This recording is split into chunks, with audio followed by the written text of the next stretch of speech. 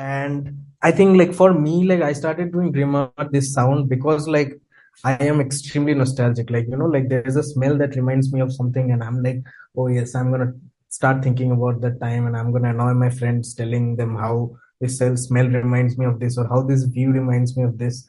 So Dreamer is kind of a condensation of that nostalgia into music. And even I think metalheads have a similar knack for nostalgia, because even right now, when I listen back to metal, the songs that I used to listen back then, man, like that was some amazing time. Like that is still so beautiful. And I think maybe metalheads can relate to nostalgic people. So I'm guessing that's the reason. I don't know. I don't know what's the technical reason. Is it the groove or the melodies or whatever? But nostalgia. This episode is all about nostalgia. Hey everyone, welcome to the Trendcrusher podcast. This is Peter K here. On this episode, I speak to Indian synthwave electronica act Dreamhour. The project was started by Debo Sanyal over 10 years ago. We've known each other for a while. It's pretty obvious from the conversation. He released a new single, Lucifer, recently. We talk about that and much, much more. Here's our chat. Hi, Debo. Welcome to the podcast. Hi, Peter. Great to be here. What's going It's on? been really a long time coming. And when I was like prepping for this, I was wondering why it took so long, and I have no answer. So sorry about that, but I'm glad we're finally doing this chat. Yeah, like my persistent emailing you for the last decade finally worked out. I So mean, yeah. I'm glad you brought that up because, uh, and this is strange, right? Because I still remember this was about 6 or 7 years ago, me hearing Dreama, which is the moniker you've been using for close to a decade now. And I was like, you know what? This name sounds familiar, but why haven't I heard this music? And those who know me for a while, and some people who listen to the podcast may know, I was in charge of a website called Indian Rock MP3 about 10 years ago. Right. And That's nice. I went through my email, and please forgive me, but I have to kind of do this, where I got an email saying this is Dreama, which is an alias used by an 18-year-old bedroom producer from India Oh shit. to write Wow, that's and record music and also yeah, collaborate with different musicians to make music. That's the yeah, only way Debo can ever make friends. yeah. This Yeah, is that's like, my from 10 years ago. yeah, this I is remember. exactly this month, 2013. Do you remember writing that email? Or like, I'm pretty sure you sent quite a few of those. I remember this description, this email specifically very well. I think this was one of the first bio description that I used for Dreamer when I started this moniker, this project.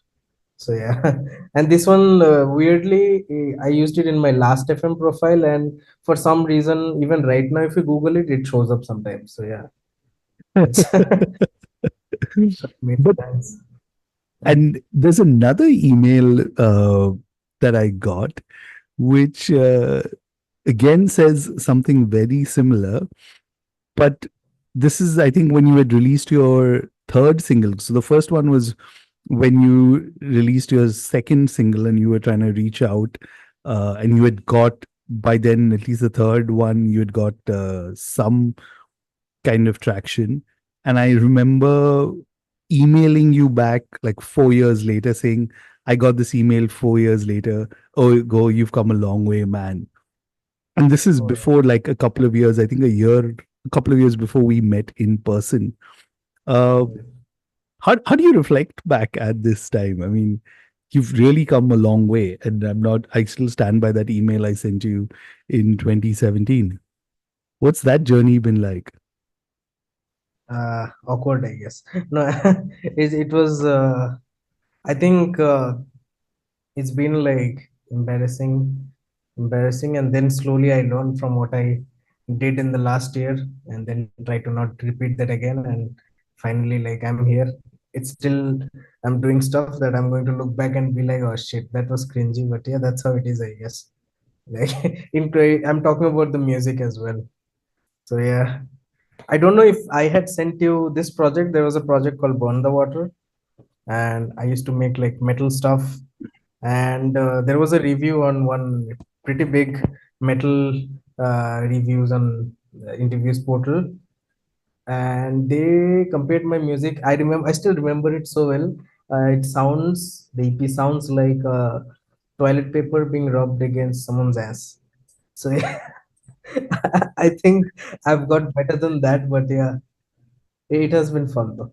Not gonna lie. Yeah. Wow, that I mean, and I'm sorry I'm saying this, but this also sounds like, you remember the forums back in the day where like people would put up their music and kind of like look, say, hey, I'm producing this stuff, and then you'd have like, let's be honest, this is anonymous, right? And message boards back in the day. So people would be like really, really brutal and sometimes the most asshole version of themselves online, right? So this kind of reminds me of that back in the day. Yeah, I must have contributed there as well. But yeah, I this think, interview wasn't anonymous actually. And weirdly, like the guy who wrote the review, he actually messaged me a few weeks later after that, telling me that he had no idea I was 15-year-old back then, and he was like he apologized and stuff. And I was like, no, you're being honest. That's cool. So yeah, I mean, that's understandable. If the music sounded like that, it kind of gave me an idea as well. Because when I show it to my friends, everybody is like, it's the best thing that they've heard. And so it's always nice to hear reviews that's like that. So I can do the next one slightly better. But yeah, wow, yes, we started off completely different from what I expected. But let's kind of fast forward, right? And we'll definitely, I think, do this uh, jump back and forth between years because I want to definitely tap into your metal years, as you're calling it.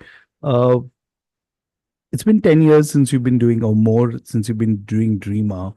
You recently dropped a single, Lucifer.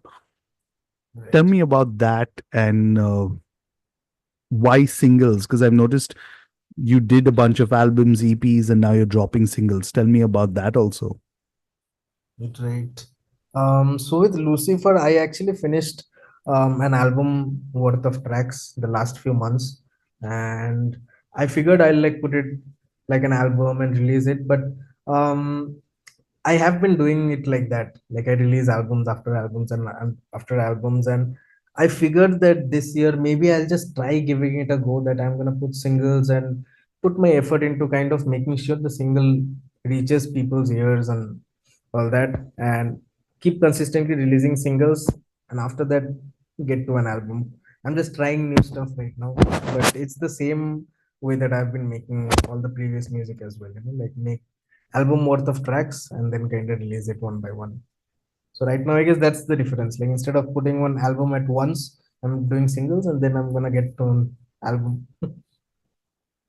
I figured like I just released an album last year, and let if people are listening, let people get a hang of that first before I drop another one.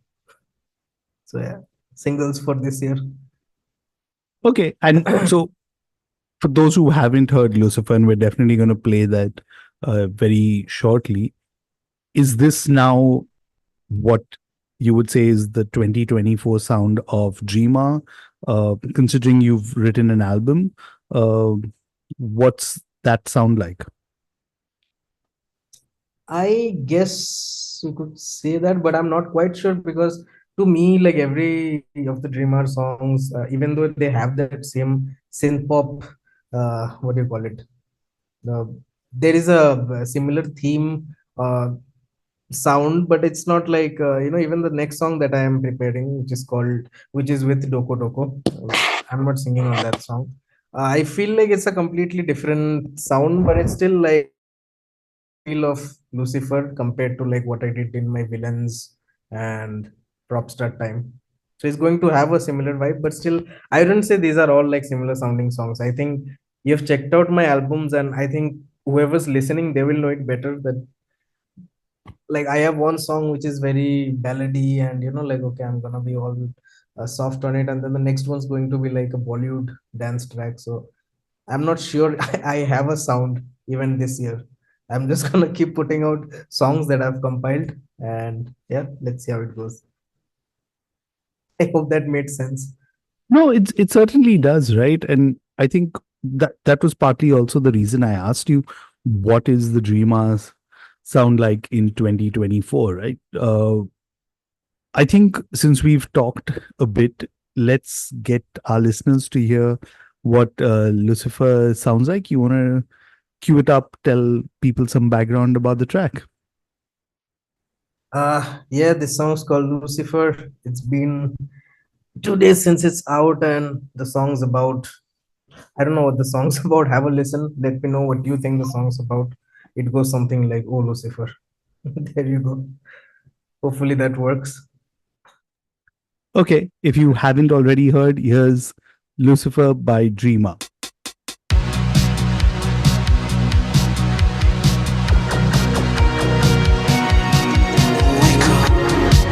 Every morning to the weight of the world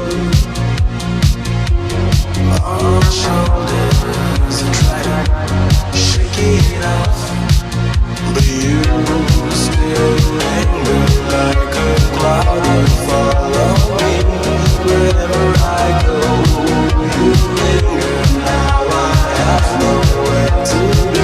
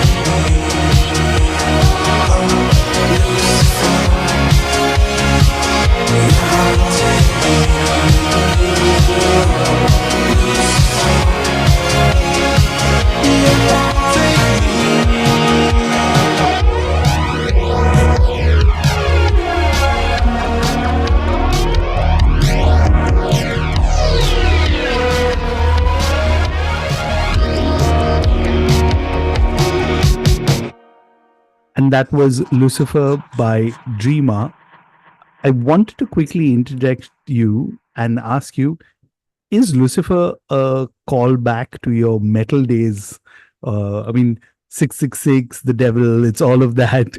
Uh, Subliminally, You I don't you know. got so well. I think there's just one more person I've told this to, and I'm like so surprised you even picked that up. So 12, 13 years ago, I when I was making metal, my Facebook profile was called Debo Lord Mephistopheles Sanyal.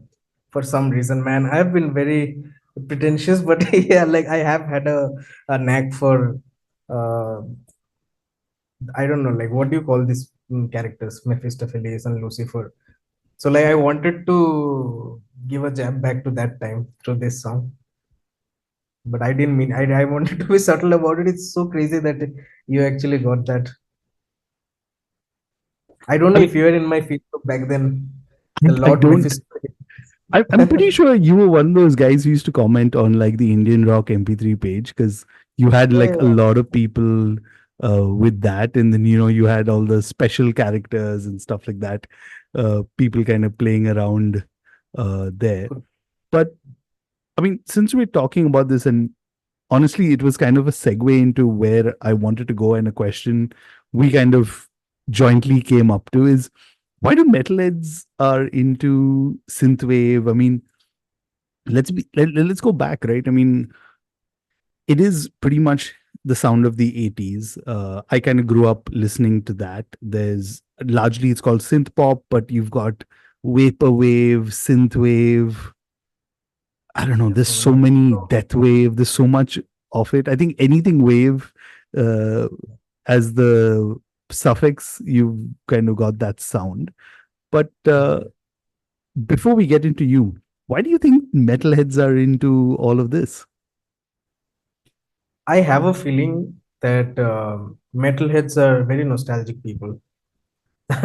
And I think like for me, like I started doing Dreamhour this sound because like I am extremely nostalgic. Like, like there is a smell that reminds me of something, and I'm like, oh yes, I'm gonna start thinking about that time, and I'm gonna annoy my friends telling them how this smell reminds me of this, or how this view reminds me of this.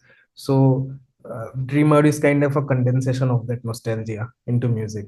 And even I think metalheads have a similar knack for nostalgia, because even right now when I listen back to metal, the songs that I used to listen back then, man, like that was some amazing time.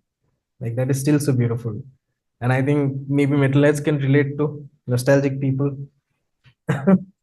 So I'm guessing that's the reason. I don't know. I don't know what's the technical reason. Is it the groove or the melodies or whatever? But nostalgia. I mean, it also kind of makes sense in a technical kind of way, if you want to put it that, is there's only that much of, I don't know, like brutal slam, black metal, whatever you can listen to, right? Uh, for me, this is just kind of like the palate cleanser of sorts in the middle that you can listen to. But Yeah.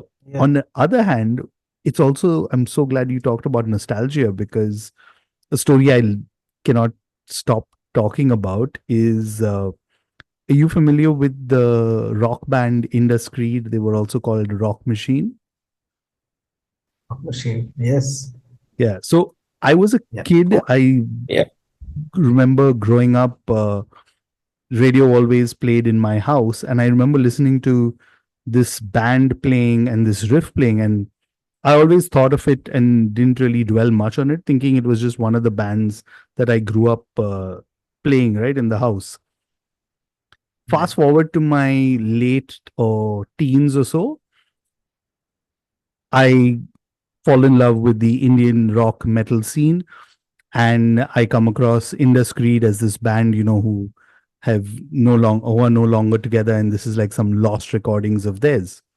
Uh, and when I play the song "Top of the Rock," I'm Oh yes. completely transported back to when I was a kid, and I heard Rock Machine for the first time, and it was Right. crazy. Like it's exactly like you said, right?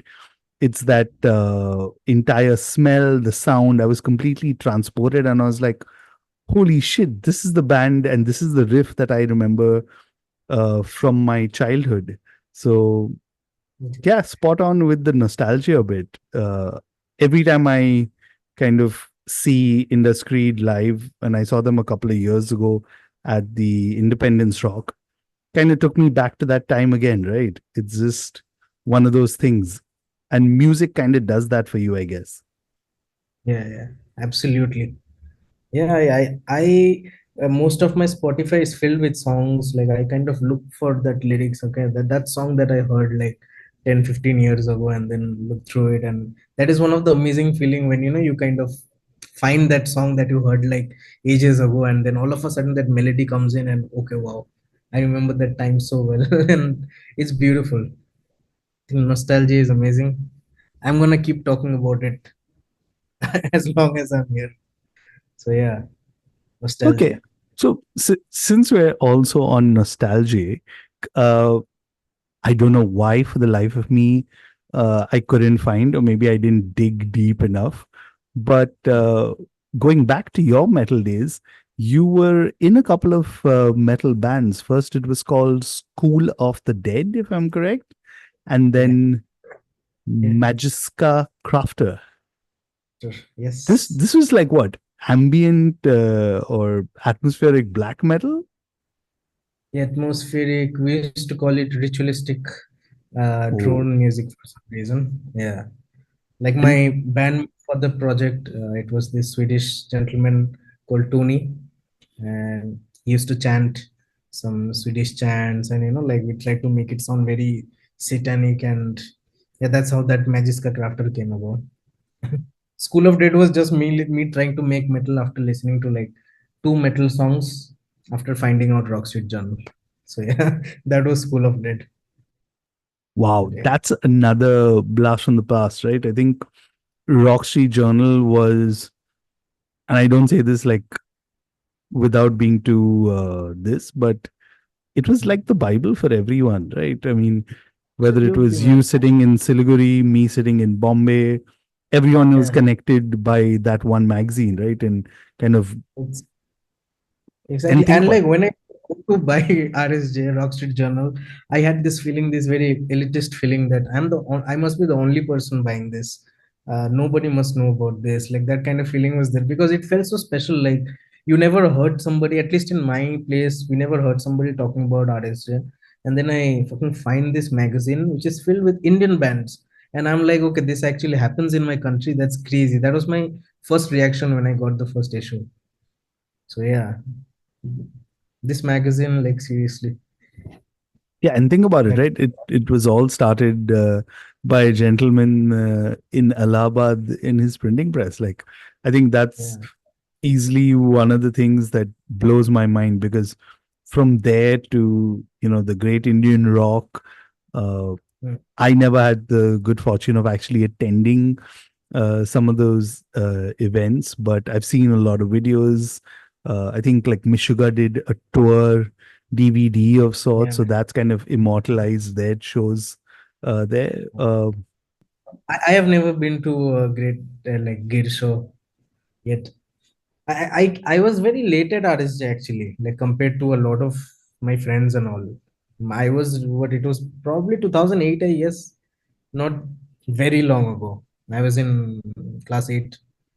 I just got into a new hostel, and I figured that I wanted to make music, and I went to this magazine store to buy something, and there was only one magazine that had a music CD with it, not like video game CD or this that. It had a music CD, so I wanted that, and I still remember that first copy. It had Bhayanak Maut on the cover, and and Holy even the photo shit! wasn't, yeah, and even the photo didn't feel like like a band that spent a lot on the photo shoot, and that kind of made it more relatable to me. Like this band looks very like uh, relatable, man. Like it's a band that I must know. And then I see the magazine, I'm like, okay, this actually happens in India. Like there are people making songs like this in English, not just like Bollywood and stuff. And wow, that was amazing. But no, I haven't been to RSJ live show yet. Didn't get a chance for that. So, since you mentioned that, what were the early shows that you attended? I mean, were there shows in Siliguri at all, or where did you end up going to your first show? Not, I remember my first show very well, but there weren't many shows, but there were stuff happening. I remember the first show was in 2000, I guess 10 or 11. Okay. That was a metal fest in Karshiong, which is this hill station like 2 hours, 1 hour, 2 hours away from my place. And that was amazing. There were some great local bands, mostly black metal bands. Weird to think of it right now. So yeah, there were a lot of black metal and death metal bands in Darjeeling.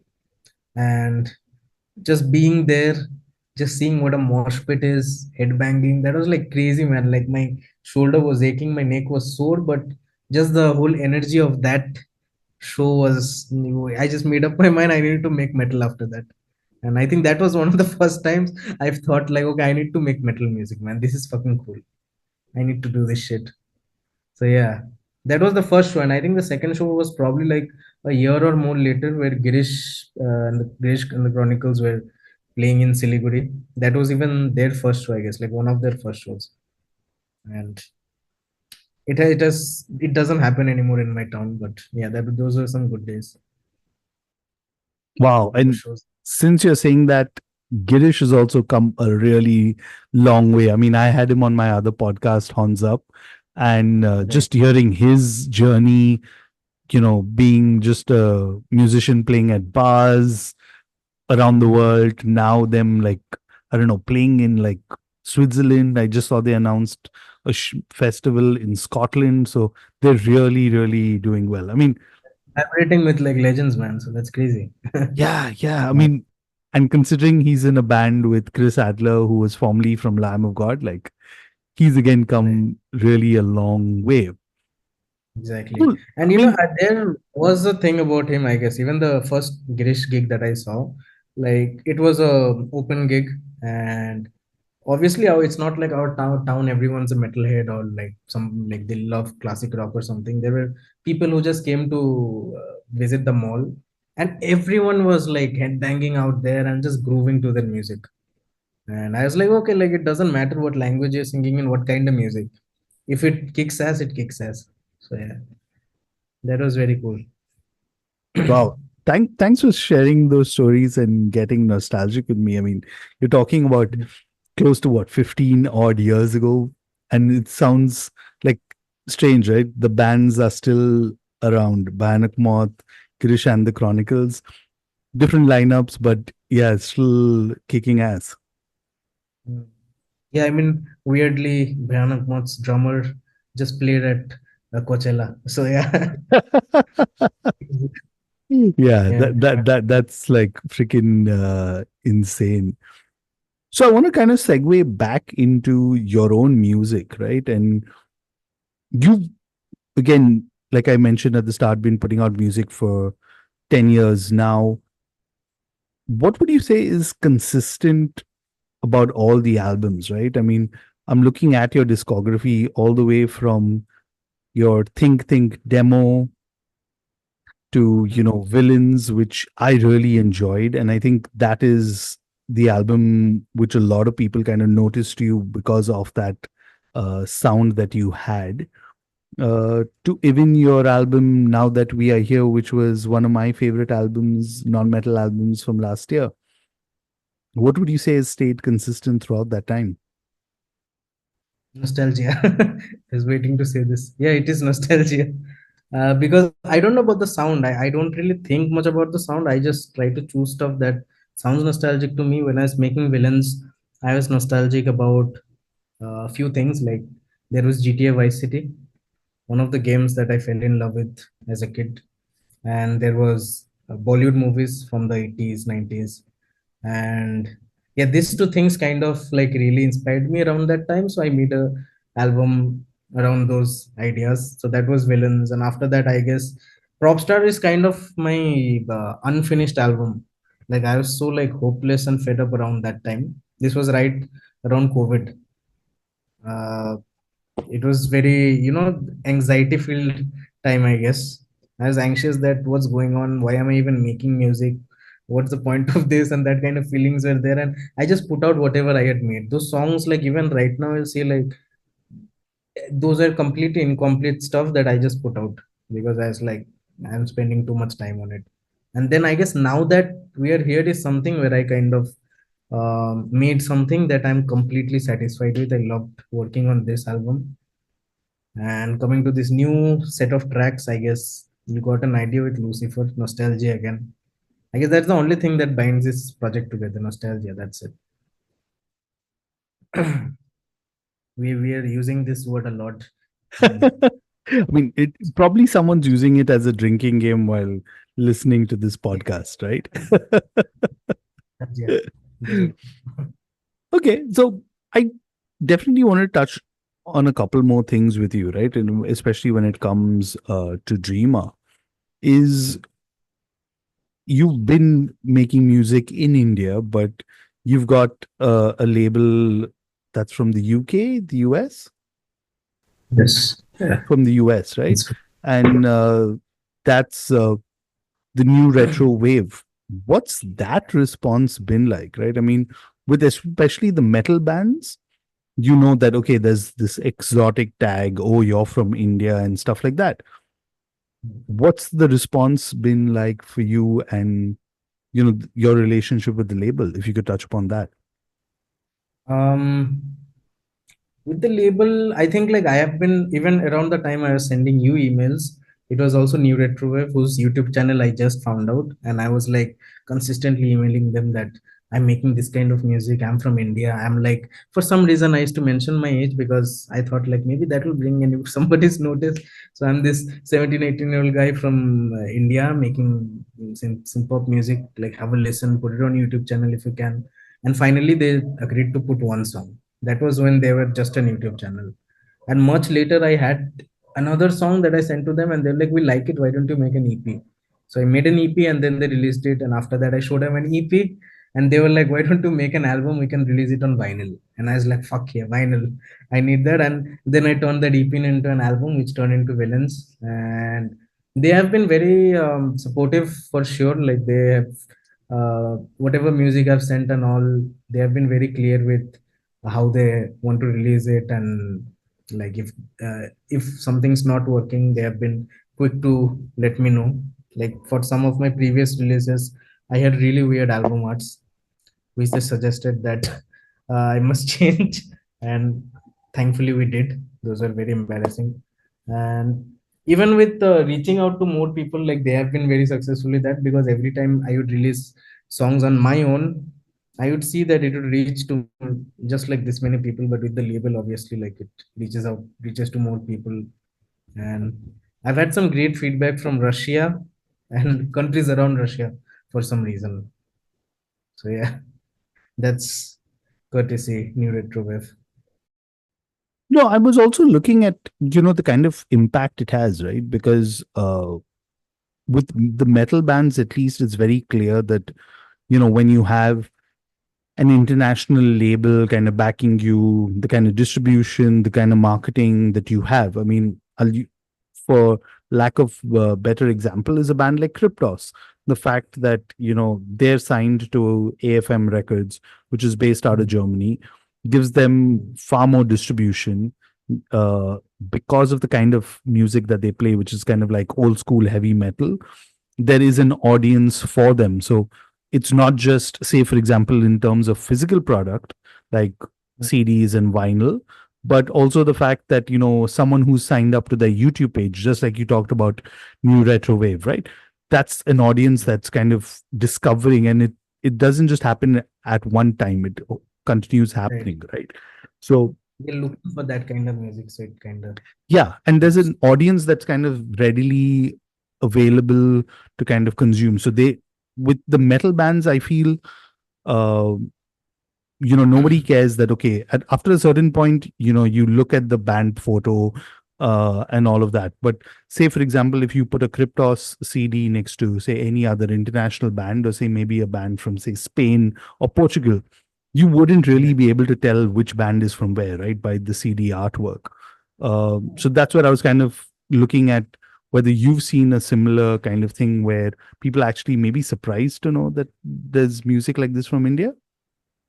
Yeah, I think they're usually surprised. Like even when I check out some of the comments, and they're like, "Okay, this is from India. India has media mix and pop and this and that." And it's actually nice to know. It's reassuring that people actually are giving it a second listen after finding out that it's from India. So yeah, I can't complain about that. And also a lot of people actually maybe it doesn't reflect on my social media like Instagram accounts and all, but a lot of people email from different places, and they're like, um, are you really from India? Like, where are you from in India? I have this person who makes this kind of music, and they kind of like network, knowing that there's somebody making synth pop from India. So that helps. That's definitely interesting. Another thing I definitely wanted to talk to you about was live shows and gigs. we finally met in person at the Control All Delete in 2019 when you performed. And I Mm. believe that's one of the few gigs you did that year. Uh, Yeah. what's the live reception been like, and how's it been like just kind of putting together this entire sound that you've created over the last decade and translating that live? Um, I think like my gigs until 2019 and all, it had mostly been whatever I'm making, I'm trying to perform that solo. I try to do something live, but even then, I would personally say that my live shows hasn't been that interesting to a point. So recently, I have been taking my guitarist friend and my other vocalist as well, and we've been trying to perform. But I'll be honest, like since the time I moved to Siliguri, the gigs haven't been as abundant as it was when I was in Pune. So yeah, live shows are yet something that I need to address, but I think I'm still getting there. I have some plans for this year, for the next and this year. Let's see how that goes. Mm, you saw the cat gig, I guess, and what a I think whoever were there, like they were kind enough to like post about the gig and everything. But my set was right after, I think Swadeshi's set, from right from hip hop to synth pop, and yeah, it was kind of sad seeing everybody disappear because I'm not rapping. What is this synth music? No, and it's fair, right? Because I think what's strange for me is that this is music for me that's like for the clubs and stuff like that, right? Like I see you performing live at some of these festivals that are happening all across India. So I wanted to Right. just understand what's the challenge, or how do you kind of go about kind of translating that sound, because it's not the easiest thing to do, right? To be Right. honest. Yeah, I have had very good reception at Zero. I've played that twice and I've had some of the best feedback from those gigs. I think it works better for that kind of set. I don't know. Maybe that's the reason. But other than that, with my challenge has mostly been to make it interesting while being there alone on stage and playing synth pop music to people. So I'm trying to work on that bit this year with the new songs as well, and trying to make it more interactive, because I think that's one thing. Like it's mostly just me with my keyboard, and I frankly am not a fan of that setup where somebody is just singing and has a keyboard there and playing the songs. I mean, like I might as well listen to it on Bandcamp if it's like that. Even even though I'm saying it myself because I had been performing like that. Uh, but yeah, like I've been trying to work on that part. Hopefully, it works out what I have in mind this year.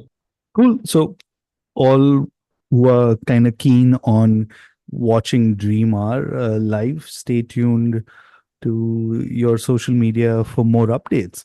Now, one of the things you have been doing, and you kind of alluded to earlier, is another project of yours called Doko Doko. Am I saying that correctly? Yes, yes, Yeah. you got that right. How's that been, and kind of, that sound kind of expanding, having more band members? What kind of Yeah. difference do you Uh, see performing live? Because I've seen you perform live a few times also, right? yeah, I think performing live with Doko Doko has been like much more interesting, more energetic as well. I feel like when I'm playing as Dream Hour, there's a lot of stuff going on in my head that I feel like I have to address. Like I'm singing, and with that, I'm trying to modulate this synth as well, and all this stuff is happening. So at one point, it becomes like less fun and more like obligation that okay, I have to make this sound like this and I have to do it like this. But with the Doko Doko or any gig that I've done in this last few years where I played with a band, it has been much more fun, and I'm kind of trying to do that with the Dreamer set as well. So yeah, Doko Doko has been pretty fun as a live act as well. And even like right now when I'm playing as Dreamer, it's mostly like Dreamer and Doko Doko. I play songs from Doko Doko as well, which has kind of a similar vibe as my Dreamer. And Okay, what was your since sorry, go ahead. no, I was asking what was your question like? Did I Oh no, answer I that? just wanted to kind of understand how different that was for you, right? The entire process in the album. Now, you'll do have under Dogo Dogo an EP or a demo out right Yeah. now. Why don't we give the listeners a taste of that? There are 5 tracks. Do you want to take a pick which one they should listen to? Absolutely, heart, any day. Okay, and why Like that? that's heart is Dreamer. Is Dreamer, but yeah, like that song is my favorite song to play live. Favorite song to play somebody who wants to listen to Doko Doko. And yeah, check it Okay, out. The EP is demo, but it's an EP. so here it is. Every day I'm living a dream. If I could only make it seem easy, breezy, but I can only wish that this madness takes me higher, so I can set my wings ablaze, blinded, falling right into your heart.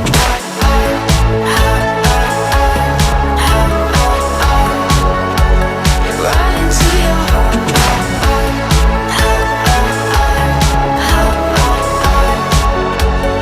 Right into your heart.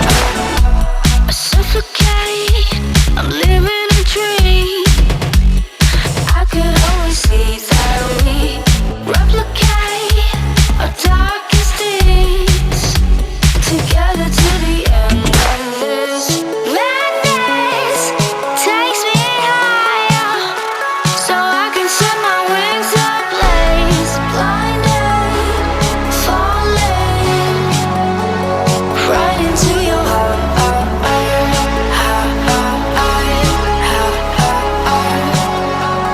Right into your heart.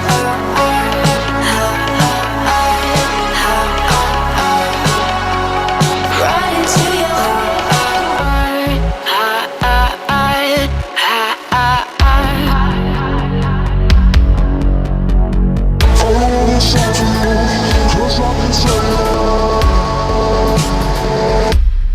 I wrote this song for you, 'cause I can say it all, but do it all to later. I do it all for you, so I put it on a melody. My thoughts are all what you mean to me.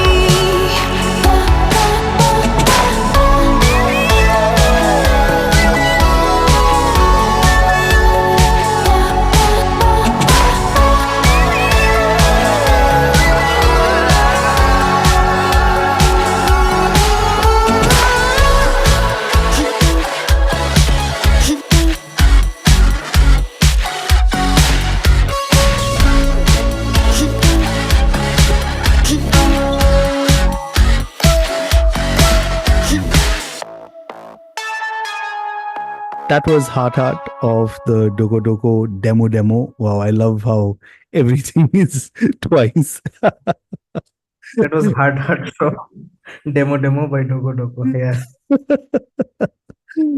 Okay. There's lots to talk to you about. And I think since you're going to continue putting out singles, I'm going to continue playing it on the podcast for the rest of the year.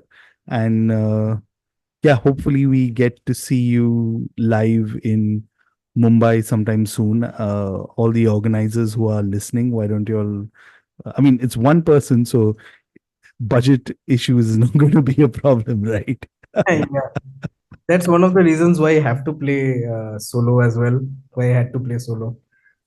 Especially right now when I'm in Siliguri, because every time somebody comes to know that I'm not in Pune anymore, they're like, ah, okay, let me get back to you again. So yeah, hopefully that works out. Okay.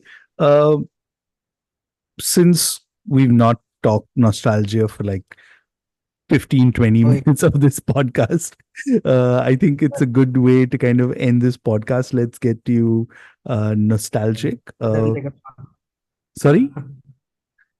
let them take a shot. Yeah, if you're playing the drinking game along, go take a shot.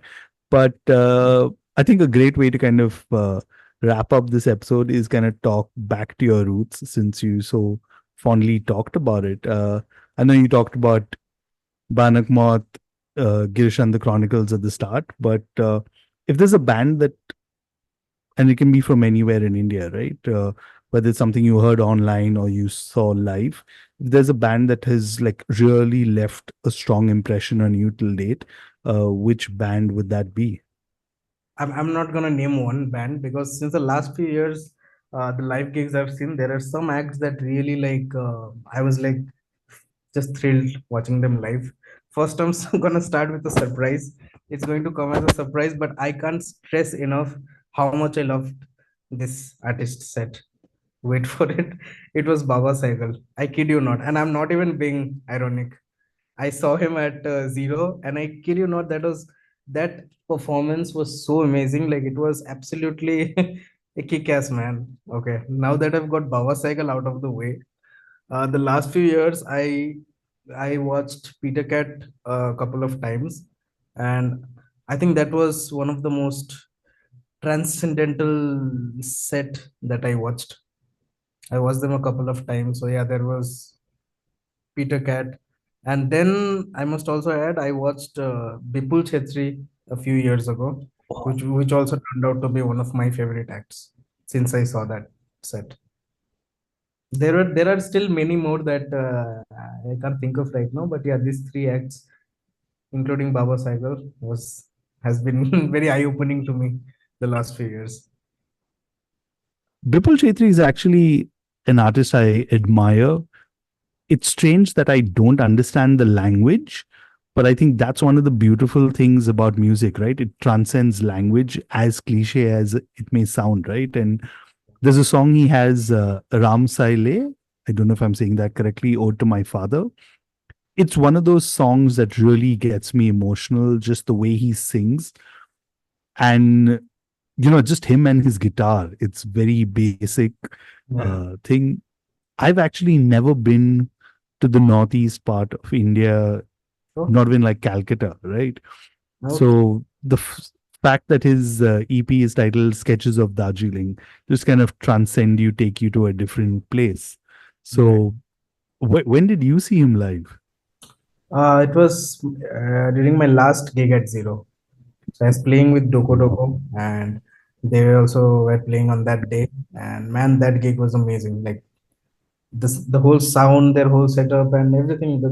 The way the songs translated to the live set, I absolutely loved it. Like that was a high point of So the festival as well. So yeah. no, so I'm definitely traveling the next time if he's playing So you're anywhere of. invited to this part of the country anytime you're over. Just let me know. I mean, now I'm definitely going to take you up on this, but I think just before we wrap up this episode, since we've talked about it and this was the highlight of the festival for you, here's Ram Saile, Ode to My Father by Bipul Chetri.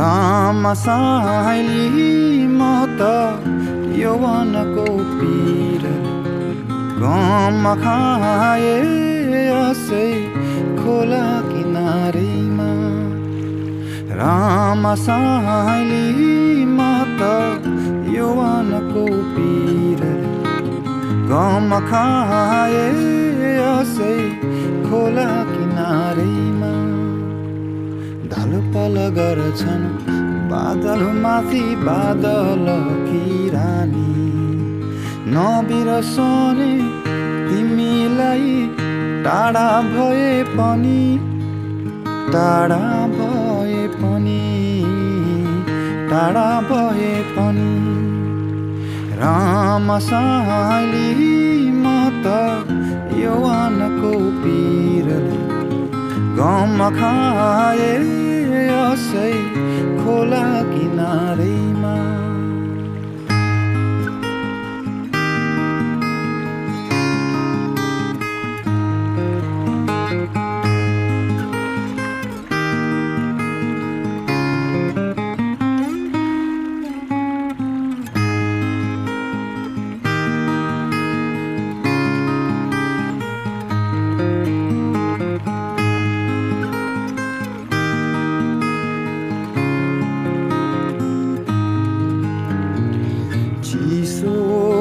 चिसो हावा बग्यो मुटुमै बिज्ने यसरी नै हो कि मेरो जिन्दगी बित्ने हो रामासाइली म त जिन्दगीको खोजमा गम खाए यसै बिरानो सहरमा ढलपल गर्छन् बादलमाथि बादल किरानी नबिरसने तिमीलाई टाढा भए पनि टाढा भए पनि टाढा भए पनि रामासाइली म त यौवनको पिरले गम खाए यसै खोला किनारैमा खोला किनारैमा खोला किनारैमा. That was Bipul Shetri with Ram Saile of his EP Sketches of Darjeeling. Lots of music to discover, I'm guessing, from different parts of India. Thanks for taking this entire trip with me, Debo. Really appreciate it. Thank you, Peter. It has been fun talking about my past projects and just nostalgia in general. It's always amazing for me. Yeah, thanks for doing Yeah, this. and like I said at the start, we're definitely going to do this again, and I'm very glad that you're putting out more music this year. So we're going to be in touch, and as always, leaving links to all your social media and your website, which I must add is really nifty. If someone listening to this hasn't visited already, and you're above 30, I think you'll get a good kick out of that website. Do check it out. But any final words you want to add to all our listeners? Nostalgia, baby. Take your last shot and check out my new song. If you like, wait for it. Nostalgia. That's all I can say right now. Awesome. Thanks so much, Debo, and see you soon, I guess. Thank you. And hopefully somebody got drunk today with all the shots. And really fun doing this one. Hoping to talk soon again. And that was Debo Sanyal, Dreamhour. I hope you enjoyed that chat. Do stay tuned on all his social media handles and his website if you haven't already checked it out. Links to all in the show notes. And while you're doing that, hit subscribe on the platform that you're listening to this podcast on. Follow me on social media. Just search for Trendcrusher on X or Instagram, whichever you prefer. And that's all for this episode. I'll see you all next week. Cheers.